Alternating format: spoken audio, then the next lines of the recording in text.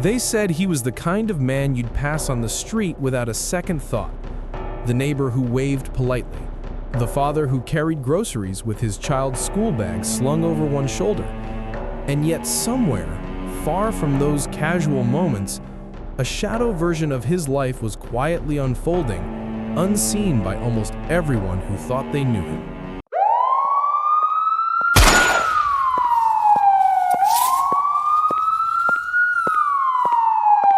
On the surface, Peter's life looked settled, even enviable, built around routine, responsibility, and the quiet confidence of someone who appeared to have found his footing. He was known as a devoted father, someone who spoke often about families, stability, and the future he was trying to protect. To those around him, his days followed a predictable rhythm: work, home, family time, small social circles that rarely overlapped. Nothing about his public image hinted at danger.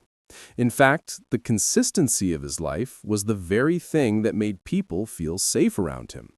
There were no obvious warning signs, no open conflicts, no visible enemies. If anything, his greatest defining feature was how ordinary everything seemed. That ordinariness was the perfect cover for a second reality that remained carefully sealed behind routine. The concept of a double life often feels cinematic, something reserved for fiction, but in reality, it usually grows quietly and slowly. It doesn't begin with secrecy, it begins with separation. One circle of life here, another there, kept just far enough apart that they never collide. Over time, the ability to compartmentalize becomes a skill. Conversations shift depending on the audience. Language adapts. Stories are edited in real time. It isn't always about deception in a dramatic sense. Often it's about selective truth. People reveal only what fits the version of themselves they are presenting in that moment. And when this becomes habit rather than exception, the distance between identities can grow without anyone noticing the strain. For Peter, that distance appeared to grow alongside his changing environment. As his circumstances evolved, so too did the demands on his attention and discretion. There were moves that felt practical on the surface, choices that seemed tied to opportunity, lifestyle, or work. To friends and family, these decisions looked like the natural progression of someone seeking better prospects and a quieter life. But offstage, there were different connections forming, connections that required patience, restraint, and a careful management of who knew what. The more a second world takes shape, the more important silence becomes. And silence, when maintained long enough, starts to feel safer than honesty. Yet, maintaining two realities comes with a cost that is not always visible from the outside. It requires constant adjustment, constant awareness of which version of the self is currently in play. A casual remark can suddenly carry weight. A familiar question can feel dangerous. Even ordinary curiosity from those around you begins to feel intrusive. Over time, this creates a subtle but relentless tension. The mind is never fully at rest. There is always something being monitored, a conversation, a memory, a reaction. People living this way often describe a strange sense of being both highly alert and strangely numb at the same time. Life continues as normal, but the emotional range narrows. The space for ease slowly disappears. What made Peter's situation even more complex was how convincingly the image held. Those closest to him believed in the version they saw because he gave them no reason not to. He fulfilled his roles, he showed up, he spoke of plans, commitments, and responsibilities. The stability he projected did not feel fabricated. It felt practiced. And that is often the most convincing kind of image, one rooted in genuine elements of truth. A father can truly love his family and still live a life filled with contradictions. Two identities do not always cancel each other out. Sometimes they coexist in uncomfortable parallel. But parallel lives create parallel pressures. As one side of existence grows more complicated, the effort required to keep it separate intensifies. Small decisions begin to carry heavier consequences. Travel, communication, timing, all must be considered differently. Even rest becomes strategic. And with strategy comes fatigue. No matter how well constructed, no system built on constant concealment remains frictionless forever. There's always some form of emotional residue: stress, impatience, distraction, brief lapses in attention that feel insignificant in the moment but linger afterward in the mind. Those around Peter may not have known the source of that pressure, but they would have felt its echo in subtle ways. Moments of distance, sudden changes in mood, occasional restlessness. Nothing dramatic enough to raise alarms, but just enough to create a faint sense that not everything was fully aligned beneath the surface.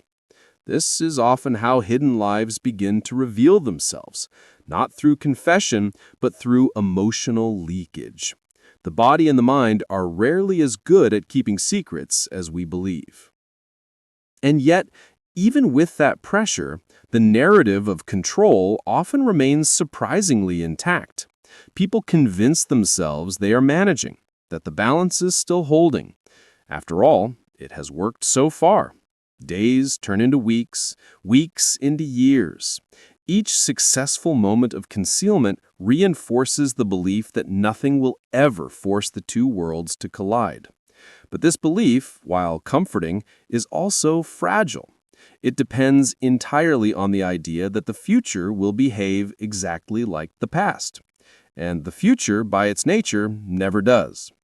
What makes the illusion of control so powerful is that it grows strongest just before it begins to weaken. Routine creates confidence. Familiarity dulls vigilance. When nothing goes wrong for long enough, the absence of consequence becomes its own form of validation. This is the point where risk begins to feel abstract rather than real. And when risk feels abstract, people stop preparing for it. They stop imagining disruption. They stop considering outcomes beyond their immediate expectations. Life becomes anchored to the assumption that tomorrow will be a repetition of yesterday. At the heart of Peter's story lies this tension between what appeared visible and what remained hidden. To those who knew him, the idea that his life held deeper layers of complication would have seemed implausible. And that disbelief is important. It reminds us that hidden lives are rarely hidden because people refuse to look. They are hidden because there is genuinely nothing obvious to see. The most effective concealment is not secrecy wrapped in drama, it is secrecy wrapped in normality. The tragedy of double lives is not only in how they end, but in how they isolate. A person living this way is rarely fully present in either world. In one, they must constantly filter. In the other, they must constantly perform. Authenticity becomes fragmented. Even moments of joy feel incomplete because part of the self is always withheld. And with enough time, even the person living the double life can begin to lose clarity about which version feels more real. Identity becomes flexible, situational, shaped by context instead of conviction. In the quiet hours, when the noise of daily responsibility fades, reflection often surfaces. Questions emerge that are difficult to answer. How did life become so divided?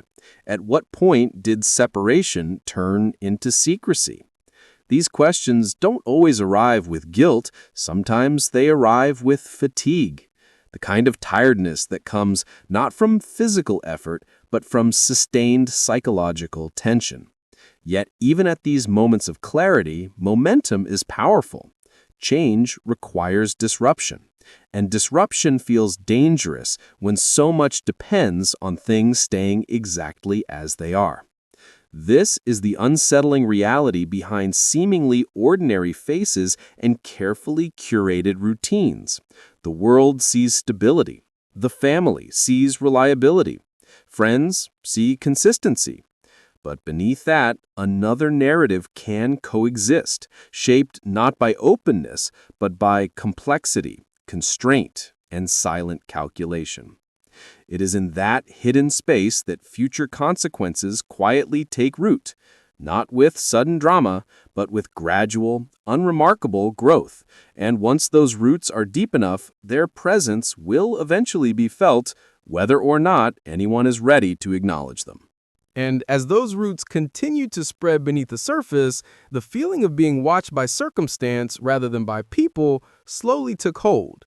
Not in a literal sense at first, but in the way pressure begins to feel directional, as though life itself is narrowing its focus.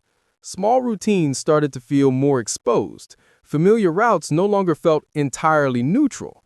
Ordinary patterns gained a strange weight, as if repetition itself had begun to echo. When a life is divided for long enough, even normality can feel staged. Each movement carries the faint awareness that it belongs to a larger, unseen structure. It is in this phase that predictability becomes both comfort and risk. Routine reassures because it feels stable, but it also creates patterns that can be anticipated.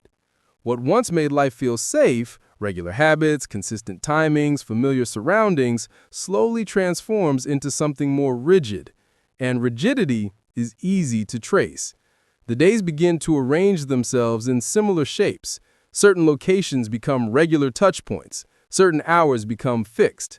This doesn't feel dangerous in the moment. In fact, it feels efficient. But efficiency, when observed from the outside, is visibility. The unsettling truth about silent observation is that it doesn't announce itself. There is no warning sign that says awareness has shifted. Life continues as ordinary while perception changes elsewhere.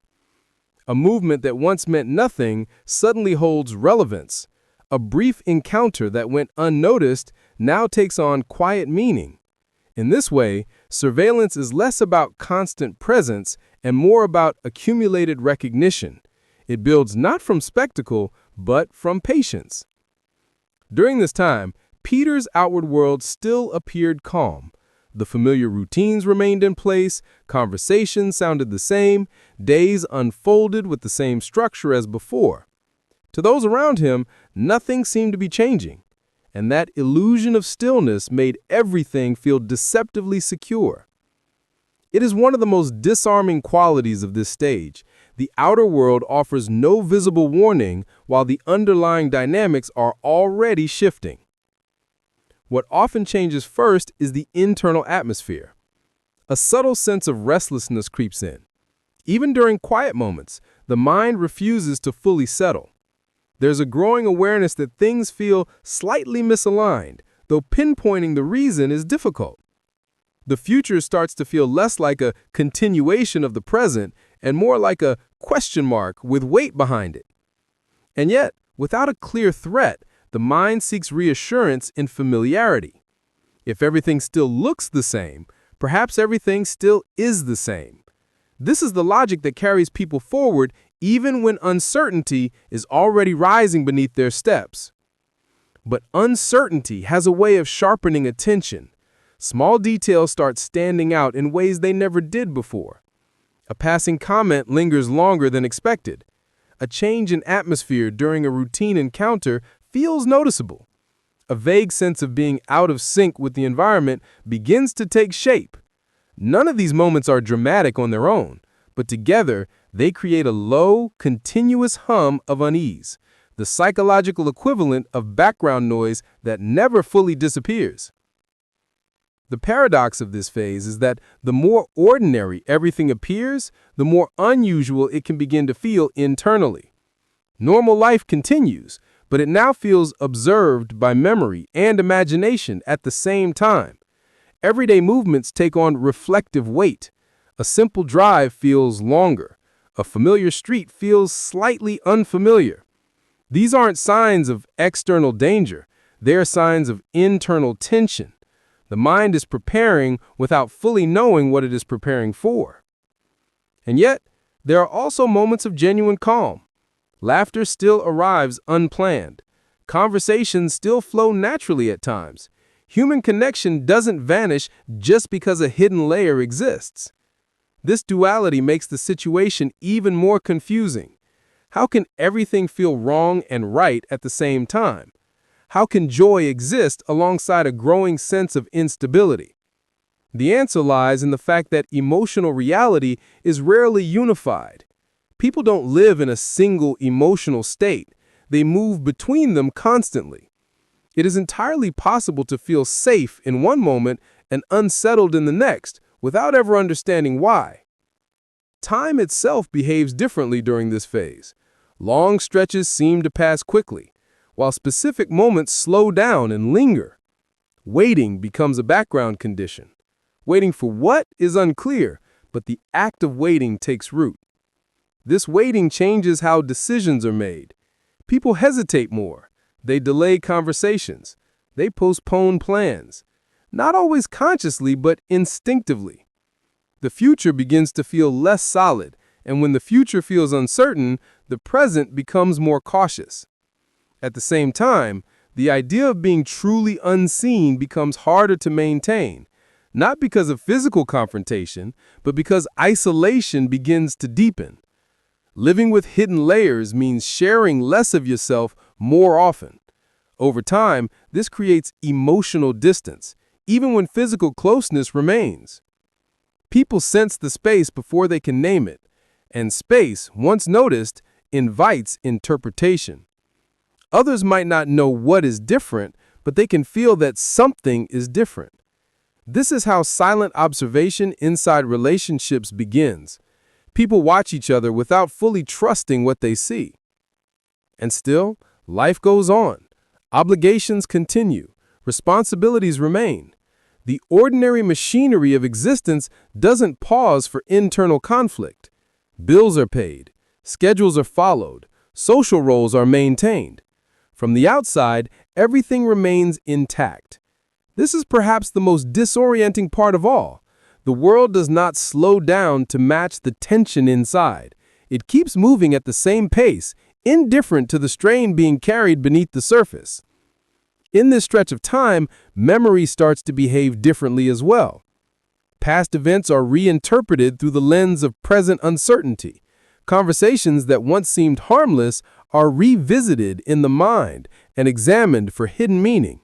Choices that once felt straightforward are reconsidered with new doubt. The present reshapes the past without anyone actively changing the facts. This retrospective reinterpretation is subtle but powerful. It creates the feeling that answers might have been there all along, just unseen at the time. The sense of being tracked in this keynote is not only about physical movement, it is also about psychological narrowing. Options begin to feel fewer. Freedom begins to feel conditional. Even when nothing has visibly changed, the internal sense of possibility contracts. The future no longer feels wide open. It feels shaped by forces that are difficult to name but impossible to ignore. This quiet narrowing is one of the most emotionally intense phases of any unfolding story, precisely because it lacks clear definition. And yet, despite all of this, the human instinct to hope remains stubborn. There is still a belief, however faint, that things might stabilize, that whatever pressure is building may never fully break through. Hope doesn't arrive as confidence here, it arrives as postponement. The idea that difficult moments can be delayed indefinitely if one simply keeps moving forward. Days are lived with the unspoken assumption that clarity will arrive later, at a safer time. But clarity is not a courtesy. It doesn't schedule itself around comfort. It arrives when enough pieces have quietly aligned, and alignment once complete shifts reality without warning. The unsettling part is that alignment looks exactly like normal life until the moment it is no longer normal at all. This is where the tension of the second keynote really lives, in the space between visibility and awareness, between routine and recognition, between the illusion of stillness and the quiet movement beneath it. Nothing outwardly dramatic needs to happen for everything to already be changing. In fact, the most profound shifts often arrive dressed as ordinary days. And by the time anyone realizes that the environment itself has been observing, the meaning of every familiar moment has already been rewritten. And once those meanings are rewritten, there is no simple way to return to the original version of events. Awareness changes the texture of memory, the way the present is experienced, and the way the future is imagined. What once felt like coincidence now feels connected. What once felt random now appears intentional. This is the moment when everything begins to converge, not through sudden revelation, but through quiet confirmation. Answers don't arrive in a single rush. They accumulate through alignment. Different strands of information, once scattered and unrelated, begin to point in the same direction. When that happens, doubt no longer feels like uncertainty. It feels like resistance to what is already becoming clear. For those observing this process from the outside, the story may appear to break suddenly, but inside the unfolding reality, the emotional shift has been happening for much longer. There is a peculiar calm that can settle in once the mind accepts that something irreversible is approaching. Panic fades, not because fear disappears, but because anticipation has already exhausted so much emotional energy.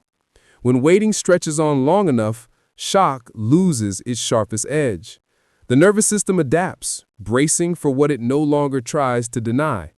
This quiet acceptance can be deeply unsettling because it feels like standing on the edge of something without knowing exactly when the ground will move.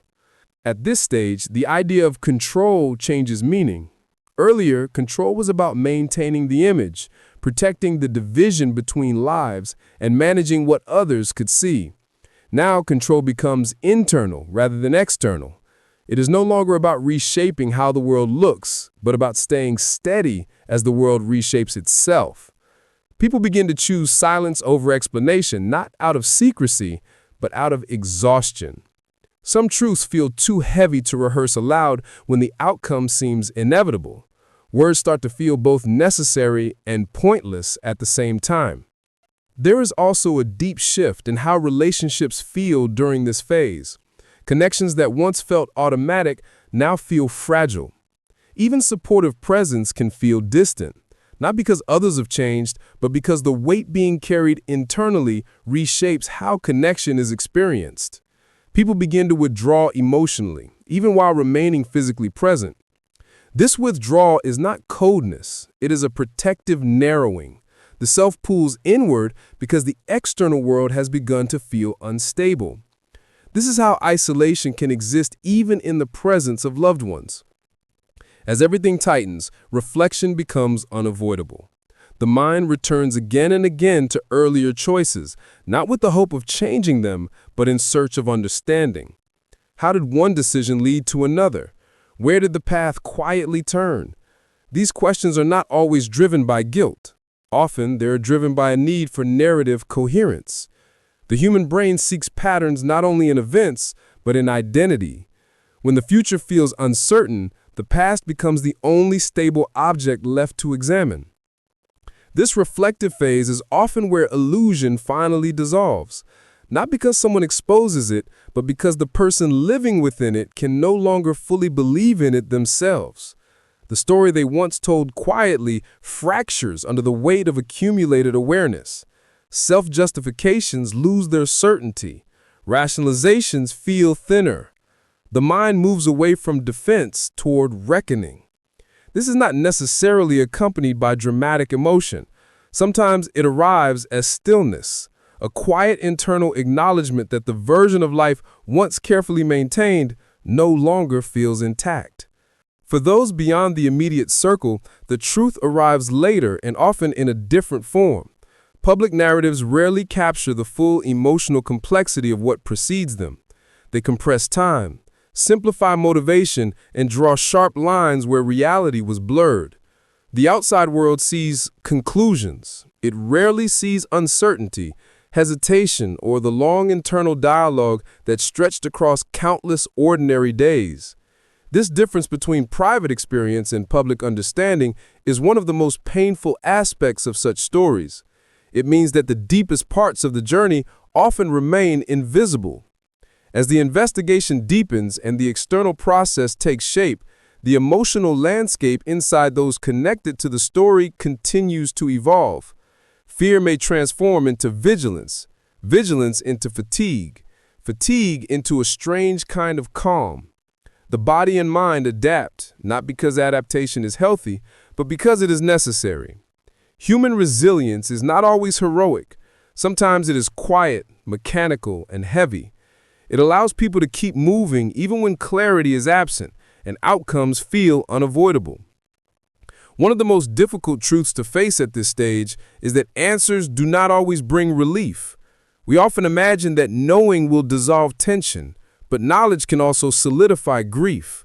It can extinguish uncertainty while replacing it with something heavier, confirmation. And confirmation, unlike doubt, leaves little room for imagination to offer softer alternatives. Once reality becomes fixed, it demands to be carried rather than questioned. In these moments, people tend to confront the difference between what they thought life was and what it actually is. The future they imagined begins to dissolve, not violently, but quietly. Plans lose their contours. Expectations loosen their grip. Identity itself shifts. When a person's understanding of life changes at such a fundamental level, they often describe it as feeling unreal, as if they have slipped into a parallel version of their own existence. Familiar spaces feel different. Familiar routines feel symbolic rather than practical.